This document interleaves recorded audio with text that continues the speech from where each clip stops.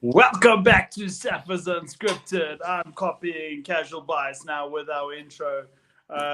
Welcome everybody, episode 91. We're here to rock it. The trio is back together after a long break because this oak decides to go abroad. This oak decides to still be a student. So this oak is hosting tonight. Remember to like and subscribe. Thank you so much, guys. This is a super fun, exciting episode. Brett, I love the enthusiasm. Sorry to interrupt. You should do this more. I don't know who does this on the podcast, but you should take more notes and start more episodes like this. Start with enthusiasm and passion. It's Box Squad announcement day. Of course, we're excited. Box Squad announcement day. Yes! Today. Guys, I'm excited about this one. I'm very happy that some people are going to be extremely pissed off and some people are going to be extremely happy. But a Bok team without ups and downs and without people complaining is not a Bok side. So what do you guys think? Oh, firstly, Casual, Brevin, hello, welcome. Hello. How's it, Brett? And Casual, good to see you again. First time we filmed since you left. Yeah, I mean, we know we prioritize the podcast, but we have a life as well. Okay, so you're still studying. I don't. One of us went abroad, and it's not the man with all the passports in the world, Brett Burns, it was myself. Okay, we took a little sabbatical, but that's a good thing. We spoke about that on the previous episode. Okay, but we're back now, 3 episodes a week. There's no breaks now because now it's international season, and I'm pretty sure after this podcast we'll have a couple of Irish haters. As per usual, because we are biased. It's one of those things. Just like they are biased, we are biased. It's one of those things. Just live with it. It is one of those things. Firstly, which one of you has the squad up in front of them? Me. I shall. Okay, you do that, Casual. Okay, good. You more. I know he's more tech savvy with his setup, so definitely go with him. Well, I mean, you're saying that, but yet you are sitting in a new setup with the art gallery behind you, the mic. Your mic's more glorious than mine. The fade has come in, just come back from rugby practice. I mean, the guy's changed it totally. It's a new man after this little sabbatical. Anyway. That's season 2 of Sappers Unscripted. We got to change it up a bit, man. I'm kidding. Fair enough. Brett, are you going to take us into the squads or should I take us away? Take us into the squad. So everybody, all of us has obviously seen the squad. So before we do any announcements, are there any... I'll start with you, Brevin. Are there any surprises for you, like that have come in? Not necessarily that's been there out, but are there any surprises that you think that should be there, maybe? So I think some key ones that just stood out for me, and they may not even be major players in the squad, but obviously having Pepsi Buthelezi in there, interesting. I think there were a few more loose forwards deserving in this specific announcement. And then also, as a Bulls, I don't understand the call of Jan-Hendrik Wessels to be in there. Yeah. Obviously, Rassie says he impressed them in the alignment camp. But Jan-Hendrik Wessels hasn't played much for the Bulls. It's been Akker and Johan Grobelaar, who... Happy to see him get a call up, by the way. So yeah, that one also a bit of a shock. And then also obviously a guy that I think, you know what, he's gone under the radar. Not one of the most flashy nines we know, but Morne van den Berg as well. Interesting to see him getting a call up there as well. So I'm not against that at all. I think that's a guy that Rassie might see how a scrum-half that he wants to go forward in the way he wants to play with the scrum-halves. So yeah, other than that, the usual. Good to see Ben Jason Dixon getting a confirmed spot there and there as well, which was cool to see. But other than that, I think it's a good squad, and I think we've gone pretty much as strong as we can. Yeah, overall, we were... Yeah, sorry, Brett, go. No, I said yourself. Oh, yeah. Overall, I think it's a great squad. There's a mixture of experience and young talent that was on form this season. I don't think there's too many guys that's hard done by. Like the one name that stands out for me that's hard done by is Creel from the Bulls. But then you also Yeah. think who he's going up against, right? Like, there's no way they're going to drop the experience of Lucanio or Jesse Creel, and they're not going to drop Andre Esterhuizen or Damien Dialinde. So it's like, where do you fit him into this whole thing? I love the fact that we've seen Sasha Feinberg. Absolutely vital. We'll speak about his role that we might see him in a second. But obviously, as a Stormers fan, seeing the likes of a Ben Jason Dixon, seeing Evan Roos, seeing Sasha, as we said, the boys are on form and they deserve this call up, and they've actually done it, which is brilliant. The one surprise that I actually brought up onto the group was like, where's Nohamba? Is he still dead? Is he injured?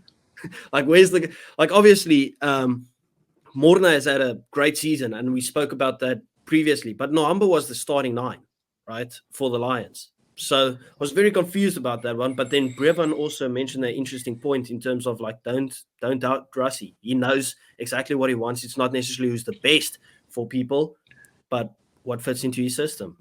Yes, and on that point, I've been saying this the whole year, and everybody's always been like disagreeing with me when I said Nohamba is not Springbok quality, and people obviously don't agree because he got URC Player of the Year.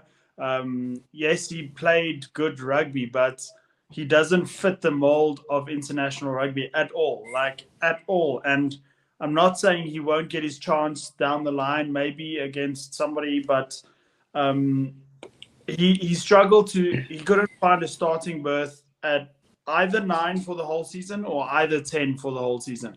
When he came on, he did wonders, he did magic stuff, but people still need to remember that Lions side came 10th, well, 9th. So you just got to look at things like that, and the same with Siya Masuku. Yes, he was great, but the Sharks still came 3rd from the bottom. So how good is the guy? Are the guys actually? And yeah, I'm not getting out how I want to say it, but I hope people have a noggin that understands. You know what? I think what people need to understand is sometimes being selected for an international side doesn't necessarily have anything to do with the way you played during the season. Obviously, you need to stick your hand up and whatever, but Rassie has his mold of how he wants the Springboks to play. And for instance, if I look at a Faf de Klerk, who is Rassie's 9, go-to 9, whether we agree with it or not, that is Rassie's mold of a 9 that he wants to play. I think Morne van der Berg would be the future 9 that could play like Faf de Klerk, if that's the mold that he wants. I don't think a Papier could play like Faf de Klerk. I don't think Nohamba could play. So maybe that is why Rassie wants Morne van der Berg at 9, just to maybe be the future, because that's what he wants. So we need to remember, like Siya Masuku, for example, might not be the 10 that Rassie wants. He's a great player, don't get me wrong, but this is all about how coaches want their team set up. It's all about balance. And it's like we saw in the World Cup, and this is my last point on this. You can't have like a Grant Williams playing with the Andre Pollard. It just doesn't make sense. Because they don't suit each other. Faf and Andre, 100%. Williams and Liebok, 100%. Reinach and Liebok makes sense. Like, that's just how they work together. Yeah. But yeah, it's just the way Rassie wants his team to look at the end of the day. Do you think that's the reason also why we see the likes of a Jordan Hendricks? Sorry, I got confused. Jordan and Jaden. I switched it around in the reserves because I was going to ask, is that why we see Jaden Hendricks as one of the reserves instead of the likes of Ambrose Papier? But obviously, Jaden Hendricks isn't there because we just filled up with the scrum-halves. Anyway, of the boys that has missed out, who's most surprising? Like, obviously, the likes of Elric Lowe stands out because he had a scintillating season, and he was great for the Boks when he played there as well. This comes back to Brevan's point, actually, because where would Elric Lowe fit in? Like, where could he possibly fit in? For me, if you look at Elric Lowe, he's good. He's a good carrier. He's a good defender. but where would he fit in? He's not going to outplay a Kwacha. He's not going to outplay a Peter Steph. He's most certainly not going to outplay a very informed Ivan Ruas. So I can't see where he would fit in, honestly. I think, honestly, I think he fits the mold quite well. But like you say, there is a kind of you're not going to replace Peter Steph. And we need to realize, guys, like, I understand a lot of people are calling to build for the future, the next World Cup. Like, I get it. But this Irish series means a bit more than that. This Irish series means we want a 2-0 win. And after that, sure, we can build. Like, that's how it is. But this Irish series, we need to stick with the trustable, the guys that have been there and done it, and the guys that can get us over the line that have been there before. So, obviously, I think Ulrich is unlucky. I would have personally had him over Pepsi in the squad, but that doesn't mean he would have been a key part of the team going into that Irish series. I think he'll get his chances if he can put up another good season for the Bulls, or a good first half until they name the next squad next URC season or whatever, or he can prove himself in alignment camps. I'm sure you'll get there, but as of right now, it is like he wouldn't get in to the starting lineup. Maybe on the bench, but then again, Kwacha, so no. It's just one of those things. Brett, has Peter Steph been confirmed as the captain for the series as well? No. There's no captain announced yet. They're only going to announce it, I think, on Sunday when they talk about the potential squad. So, no, it hasn't been announced, but a shock for me is, obviously, a few weeks ago we heard some news that the Racing 92 owner is very, very bleak with what Siya Kolisi has brought to the table. He says he's overweight. He doesn't train hard. He doesn't run hard in games. He's been a dud.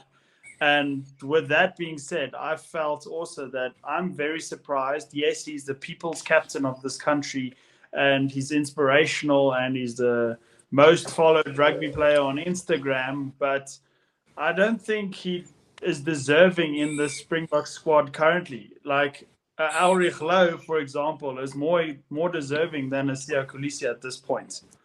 Yeah, but we've always said it, that Siya isn't necessarily the best, but it's the aura around him, and that the people see him as a leader. That's why he always got subbed at about 40, 45 minutes for the likes of a Kwacha, who would be better than Siya. The thing's always been he's there for his leadership and how he captains the team and just the aura that he brings with him. Like, you could just see how our performances lifted when he came back from injury. Because we were undefeated up until Ireland since he came back, right? And it was this miracle story. So I just kind of think it's one of those things. He's great in terms of communication with the team, communication with the coaches. They trust him. He'll most likely, I wouldn't be surprised if he doesn't play a lot of rugby against Ireland, but he's there in the squad to motivate the other guys. You get what I mean? Like he was in the Welsh game. Yeah. Yeah, so, like, I actually had to think about this today. And personally, I think there's like a core group of players. Just to name a few: Eben, Peter Steph, Siya, Andre. Yeah, those are oaks that, even if they go through a tough period of time in their career, or they go through the slumps. I mean, we saw it happening with Bongi. I mean, Marks gets a start after not even playing any rugby that was his first game since the injury from the World Cup. Like, that is bold. And as we all know, it's rightly deserved, because Malcolm Marks has earned that status of, he can do it, But like I said, anyway, getting quickly to the point, I think Rassie has a core group that he trusts no matter what. And Villy's also one of them. Like, he has a group that he trusts, that even if they're going through the worst of form or whatever, he might have a chat with them behind the scenes saying, listen, champ, we need to pick you up a bit. We need to get you going a bit more. But he has a group that he just sticks with and that he trusts. And every coach is like that at whatever level, So I just think it's one of those where you can't drop Siya Kolisi. And like you said, it's the aura he brings to the side, that, people follow him. and that's what he brings a massive following outside of the game with fans as well and support as well as guys in the team. So yeah, I wouldn't ever. I mean, obviously until it's really time for him to hang up the boots or when it really starts to go downhill, I would never drop Siya Kolisi just because of what he brings mentally to the Springboks. I think it's something that not many people could add. Yeah, you heard how crazy the crowd went every time he got on camera, right? Like at Twickenham. That's not even at home. That's why I said he's the people's captain. But at what point are we going to move on? At what point do we accept that there are players that have better leadership and that have better playing abilities than him? I really sound like an arsehole now by saying this, but I'm just thinking of the future. I think it will come. I think the same way Dwayne was phased out with Jasper, I think it will come. Obviously, Jasper didn't start in the final and whatever. But as we can see, Rassie wanted Jasper to be the new Dwayne Vermeulen, because obviously Dwayne was getting phased out, and I think the same will happen with Siya Kolisi as well. I just don't know who it will be, but I'm sure it will happen at some point, quite soon, possibly. Brett, I want to jump ahead and ask you a question because it's been tickling my brain a bit. Does Manie Libbok play minutes in the Springbok jersey going forward? Does he have? He doesn't have a solidified spot really at the moment because obviously it's going to be Andre and Sasha. That's all I can see. I completely agree with you, but I do think that Manie will probably play 70 minutes against Portugal. And he should get a lot of game time in the Rugby Championship, especially against Australia. A player like him would be very beneficial against the Australian team. Not so much against Argentina because of their rush defense and their squeezing. So against Ireland, I can't see Manie Libbok even playing 1 minute. It saddens me to say because I'm a little bit of a fan. I never was, but he's grown on me. But you cannot. That quarterfinal of the URC, I think that cost him career money, if that makes any sense to you. He's gonna. You cannot play in crunch games like that and expect to have starting or any minutes for that matter for a Springbok team. I'm sorry, but that's just my thought on that. Yeah, because obviously in my head, I'm just thinking, right? If we look at how the Bulls beat Leinster, and obviously Leinster mostly consists of the Irish team mostly consists of Leinster players, and they got blitzed physically, right? So I can't see us going for anything else other than a 6-2 and maybe a 7-1. There won't be a 5-3. And with that being said, I can see Andre starting with Sasha on the bench, right? Obviously with another 9. That just tells me there's not a lot of room really for Manie. And if you really think about it, the season that he's had, it's not been close to one of his best seasons that he's had. For sure. Does he really deserve even to be there above the likes of a Siya Masuku? Let's just use him, or even Jordan Hendrickse. No, for me, he does. For me, he's of those 3 that you just mentioned, Manie Libbok is still the better of those 3. I don't think Siya Masuku was good. He made man of the matches, but there wasn't a lot of firing. Manie Libbok he still got his backline away. He still broke the line a lot. He still made all his tackles. He still played well. It's just those crunch moment kicks, those penalty kicks and the conversions that you cannot be missing. If you're there as a fly-off and you're the only other kicker in the team, that should be your main role. But as an actual fly-off, for me he's better than Masuku and he's way better than Hendrickse. So I can't see those guys getting any game time against the Irish as well. I know they're on the what reserve bench? What's it called? The backup players. Standby list. Yeah. Standby, and I think they're going to stay there. But of those 3, Manie Libbok deserves it more than those 2. Brevin? Yeah. You got anything to add to it? I just think I mean, I've been screaming for this, and and it's not that I don't like Manie Libbok. I've just always thought I thought Damian Willemse was the next guy to take the Springboks forward at 10, and then Rassie made the correct decision and kind of finding a space for him at 15 and a utility back as well. And I think he suits that 15 position very well. I'm happy to have him there, but now we can't throw away a generational talent in Siya Feinberg-Mngomezulu at 10. I'm sorry, like I understand he has the ability to also play like Damian in different positions, but this kid is special, man. Like he just is. I mean, I was speaking to one of my mates the other day, and he's like, we obviously Pollard's been great. He has the composure, ice in his veins, etc. But when last have we had a 10 that's like has the ability to be top 2 fly-offs in the world type of like that good? And I think Siya is that guy. Obviously, I think Andre kind of needs to start or be bold and you start Siya, but this is a bit much. You start Siya and let Andre come on for the clutch moment if needed. But a classical thinking just goes, Andre starts against Irish and you bring on Siya. Because Siya is just that good. I mean, for a guy to literally, you play your first international test and you just say, listen, I'm going to kick this ball over the post from 55 meters, and you do it straight through the middle with 10 meters to spare even. Mm-hmm. I mean, that just oozes confidence. And I think he has to be the next 10 to take this country forward 1,000%. And it's the perfect time for him as well, because obviously, like, Andre doesn't have too many more years in him, but he's got so much experience that he can just give to Siya. Like, but what the interesting thing is, where does Manie go from here? Because obviously, if Sasha's going to be the 10 that's tough for the Springboks, he has to play 10 for the Stormers as well.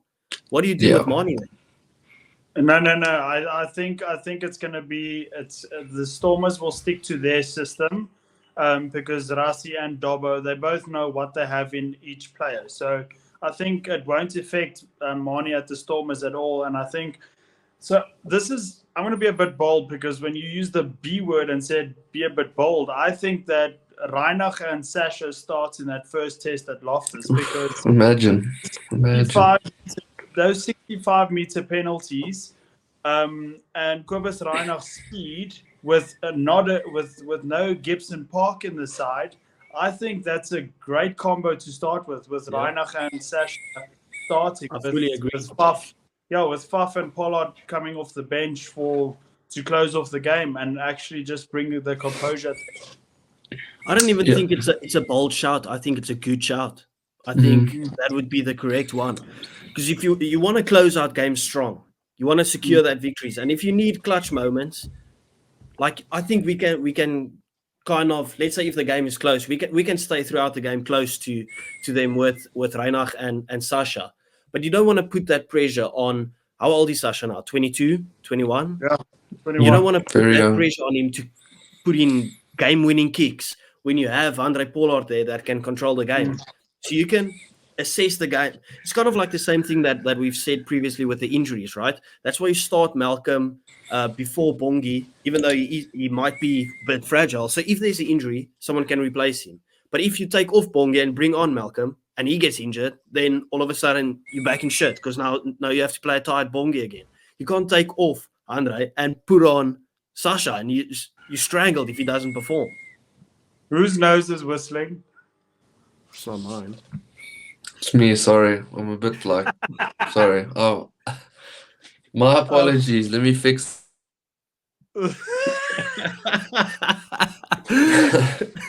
I think it's been fixed. Okay, but anyway, oh my word, look how red I'm getting for this one. So, yeah, I think that, especially because the test match is at Loftus, and the reason why I'm saying this is because the first game of the season, URC, I was at Ellis Park and I was watching Siya Feinberg. I saw him warming up his kicks. Like, we were sitting in the stands watching him warm up. He was kicking what I tried to work out what I thought was 70-meter kicks. And he was slotting every single one of them in the warm-up. So, obviously, go to Loftus, same altitude, well, similar altitude. I think that imagine you give a penalty away. First penalty of the game, Ireland versus South Africa at Loftus. Sasha starting what people would say is a bold decision, and he slots a 65 or a 68 meter penalty. I think the Irish will be crumbling for the rest of the game. Yeah, I mean, the guy's boot is, I mean, to even like at Twickenham, I just thought, because obviously I played a game and then I only watched the Bok game later. So I recorded it and I watched it later, and I didn't watch anything, hear anything from anyone, just watched the game. And when I saw Sasha take this kick, I'm like, okay, I know he has the legs, like I know he can do it. But when I saw how far he cleared the post, I was like, nah, this kid is special. Like to do that, that's Franz Steyn type, like big boots. So yeah, I mean that's exciting. I mean, and it was accurate as well, which is exactly what you need, So I'm keen to see the guy actually start against the Irish. I know it's quite hectic to just throw him in there in such an important series, but if you're made of it, then you can do it, and I think he really is made of it. So if you're good enough, old enough. Yeah. We've seen it before with guys that's just thrown into the deep end and they flourish from there. Like we've seen it before. Morne Steyn, Andre Pollard, you just throw these guys in. They know how to do it. Like the special players will find ways to do it. I've got a question. Sorry? Franz Steyn won a World Cup final when he was the same age as Sasha Feinberg-Mngomezulu. Exactly. Kicking massive kicks as well. Exactly. Yeah. I've got a question for you guys. When it comes to the starting 15 or even let's say the 23, will we see any real surprises? Guys that have lost positions and other guys that have come in to those positions. Obviously, no Steven Kitshoff. Who do we see going into that one jersey? The likes of a Thomas du Toit, who's on form. I personally would leave Ox on the bench.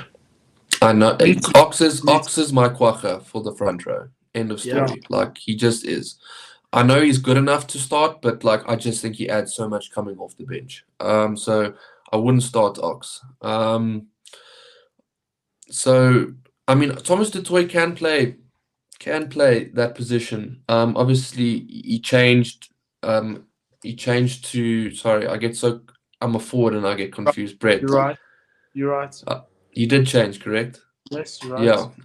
Obviously, but I still think he's good enough to play in that number 1 shirt. I don't know. I'm actually puzzled. But then again, you have Gerard Steenekamp as well. Do you go with him? Do you trust him? I think he's been phenomenal for the Bulls. He's taken on the likes of Furlong and out-scrum Furlong.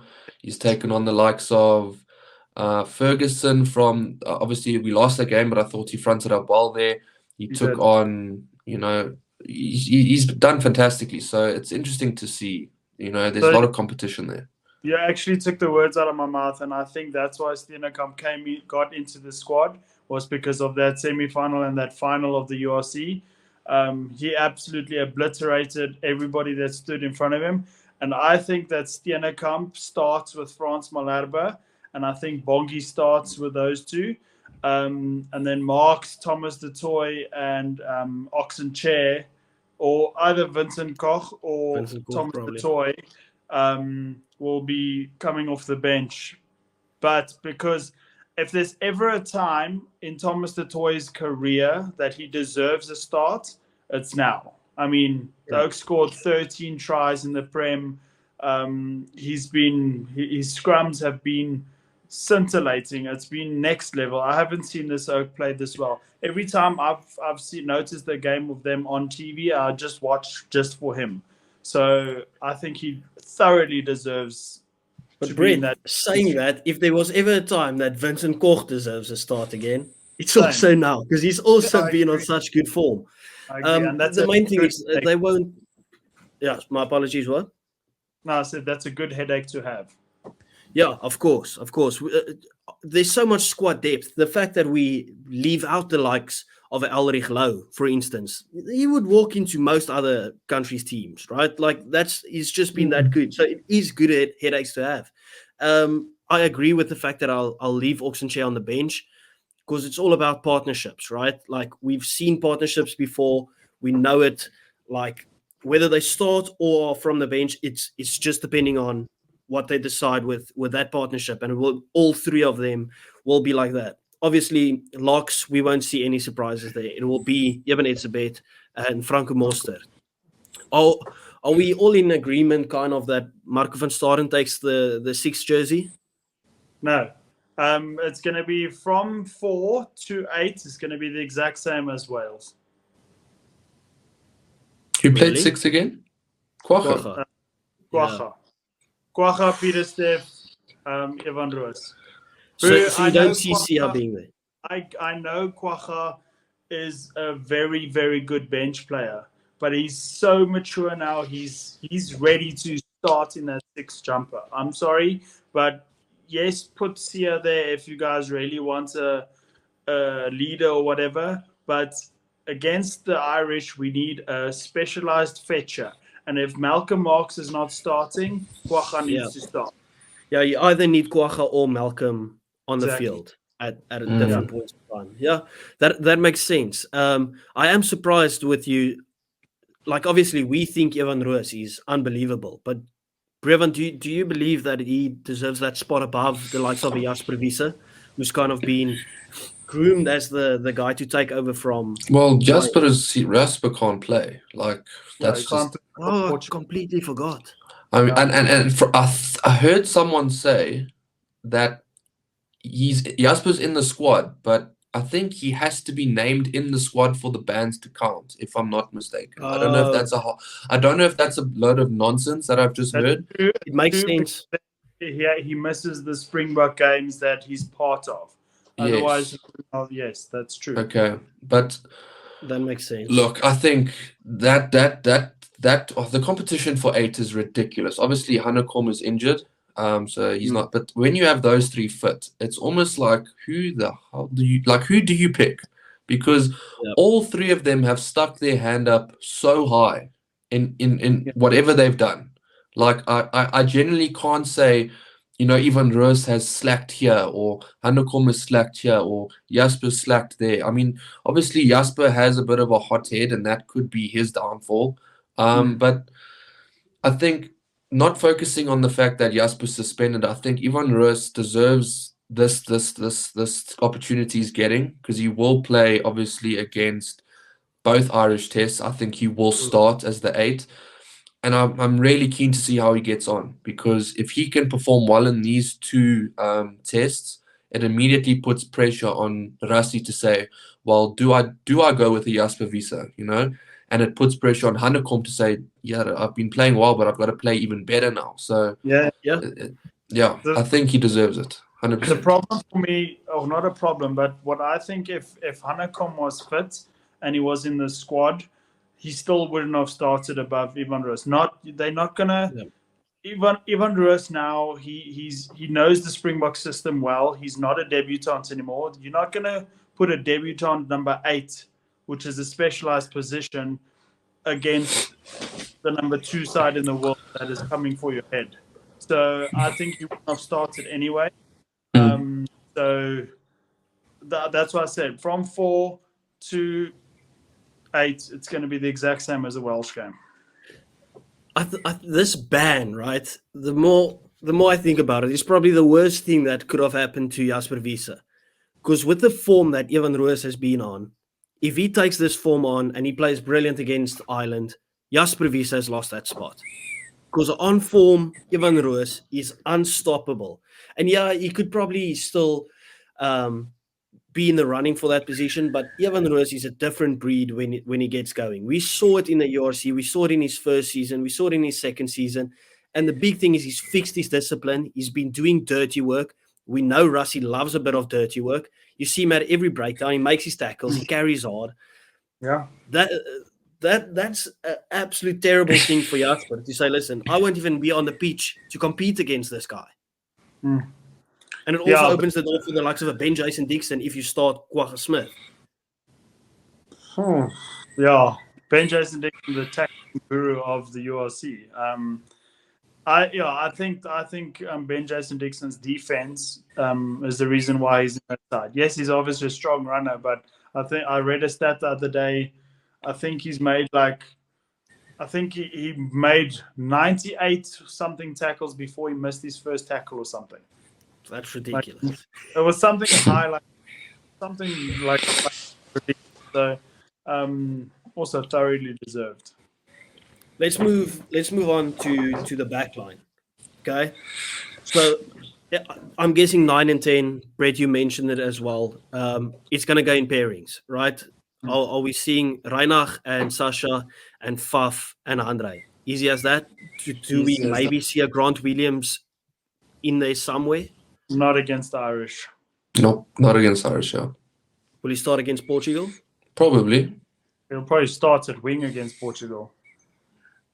But that's the thing. This is why I see Grant Williams like getting selected, because then you think, okay, but Papier and Nohamba don't fit the Faf mold, but they fit the Grant Williams mold. So why is he getting selected? But now you must think, Grant Williams also can play wing. That's another thing. That's why Rusty says, okay, I have Grant Williams who can play 9, and he can suit me on both wings. So that's another reason. It's all about versatility these days. So yeah. Do we see any surprises in terms of the center pairing? Will we see Andre Estreisen somewhere? Lender's going to start. Jesse Creel's going to start. Lucanio Am's not even going to be on the bench.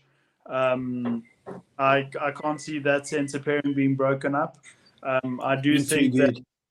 Yeah, it's you saw the difference that Darlenda made when he came onto the pitch against the Welsh. It was like night and day. Like he was, to be honest, he made Andre Estreisen his bitch, because he showed him, listen, you try to do your job, but let me just show you quickly how it's done.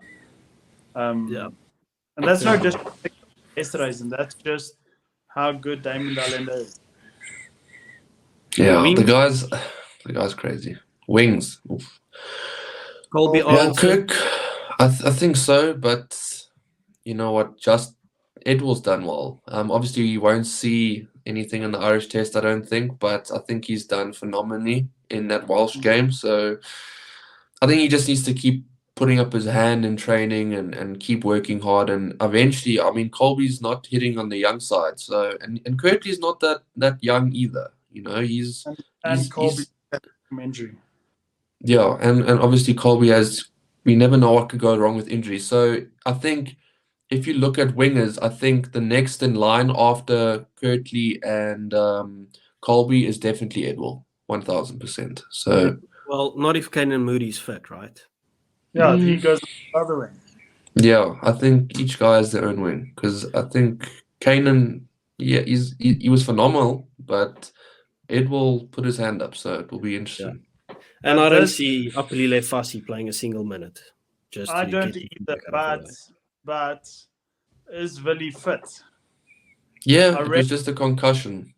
I read that Jake White said he's in a race against time to start for that. Jake's just sour. As a Bulls fan, Jake's just sour that the Boks will have Willie and he didn't have him in the final. Like, yeah, honestly. mean, even if Willie's not fit, I don't think they go for Fassi.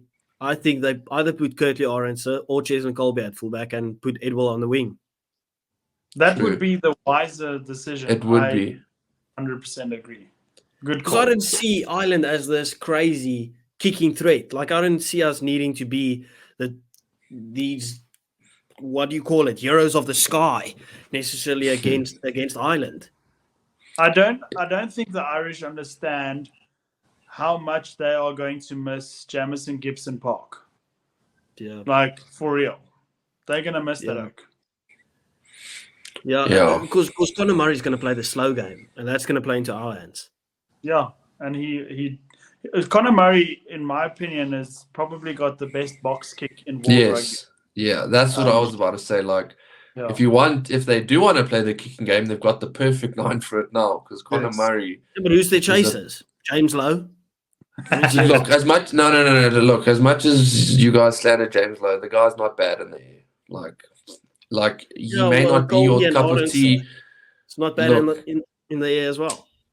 Yeah, not exactly. So it's a good test. It's a good test. So I think they have the contest, but then again, they don't have Hugo Keenan, which Yeah. is also, he's very good in the air. So I wonder Yeah. who they're going to play. I wonder who Ireland's going to play at 10. Like, it's got to be it's not Byrne. It won't be Byrne. I think he's why was I deluded now? It's going to be Crawley, yeah. But Yeah, why did but- I think Frawley as well? Are we thinking Frawley at fullback? Who's going to play in Hugo Keenan's place? I don't know. I actually don't know. But I'm looking forward to the Bundiaki versus Damien Delende, the rematch. It would be lovely. Yeah, that will. I mean, It's going to be Damien Delende destroying Bundiaki again. But that's why I think Sasha should start at 10, because between him, Lebok, and Pollard, Sasha is he doesn't just tackle. He puts in a shoulder. He properly tackles. So Of all of them, Sasha's already the best 10. I think you're not wrong. You're not wrong. Of South Africa and Ireland, Sasha's the best 10 already. Okay, well, I'm not here to cause controversy, but if we look at Springbok 10s, I think he is the best 10. I think Hanre's got the ice in his veins. He's composed. But then that's where I think Sasha is the combined package. That's the thing. I don't think Hanre can offer what Sasha can attacking wise, and that's where I think Sasha, is the guy to take this country forward 1,000%. Fair enough. Brett, wrap it up. Yeah, firstly, I don't think you guys have anything else to add. Ladies and gentlemen, thank you for watching this episode. Please let us know in the comment section what you guys think. Who should have been in the squad?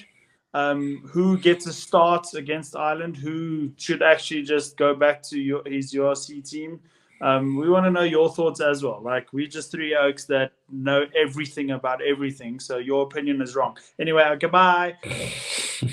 You are allowed on your wrongful opinion. Yeah.